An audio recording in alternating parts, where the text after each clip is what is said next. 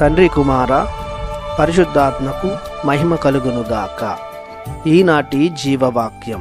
దేవుని కార్యములను నెరవేర్చుటకు మేము ఏమి చేయవలెను? యోహాను శుభవార్త 6వ అధ్యాయము 28వ వచనము.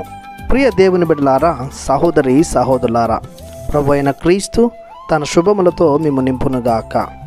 క్రీస్తు అనుచరులు తమ వంతుగా దేవుని కార్యములను నెరవేర్చుటకు విశ్వాసం అనేది చాలా అవసరం. దేవుని అనుచరులుగా ఉండుటకు, ఆయన బోధలను విని ఆచరించుటకు, రక్షణను పొందుటకును ప్రతి మనిషికి అవసరమైనది, ప్రధానమైనది విశ్వాసం. విశ్వాసం లేకపోతే ఏ ఆధ్యాత్మిక కార్యాన్ని చేపట్టలేము, పరిపూర్తి చేయలేము. పరిశుద్ధ గ్రంథంలో ఉన్న ప్రముఖులైన భక్తులందరూ తమ విశ్వాసం ద్వారానే దేవుణ్ణి సంతృప్తిపరిచారు. అబ్రహాము తనకున్న విశ్వాసం ద్వారానే తన ఏకైక కుమారుని బలి ఇచ్చుటకు పూనుకున్నాడు. మోషే ప్రవక్త ఇశ్రాయేలీల ప్రథమ శత్రువైన ఫరో ముందు నిలబడుటకు కారణం ప్రభునిపై తనకున్న నమ్మకమే. ఆ నమ్మకమే ఇశ్రాయేలు ప్రజలకు నాయకునిగా ఉండి వారిని నడిపించుటకు అంగీకరించేలా నడిపించింది.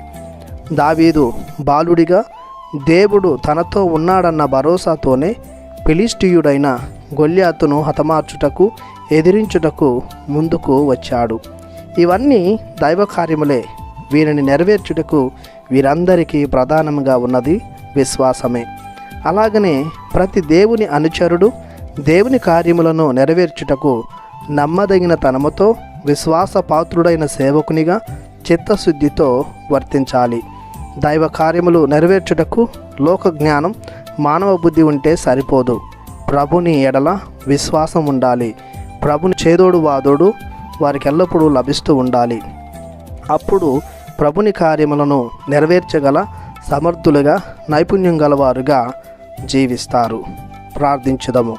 పరమ పవిత్రుడమైన మా దేవ, మీరు మా ఎడల చేసిన ప్రతి మేలునకు గాను మీకు ఎల్లవెడల కృతజ్ఞులమై జీవిస్తూ, మీరు దయచేసిన విశ్వాసాన్ని అనునిత్యం పెంపొందించుకుంటూ, మీ కార్యములను సఫలీకృతం చేసే వారముగా మమ్ము తీర్చిదిద్దమని యేసు పరిశుద్ధ నామములో ప్రార్థిస్తున్నాము తండ్రి.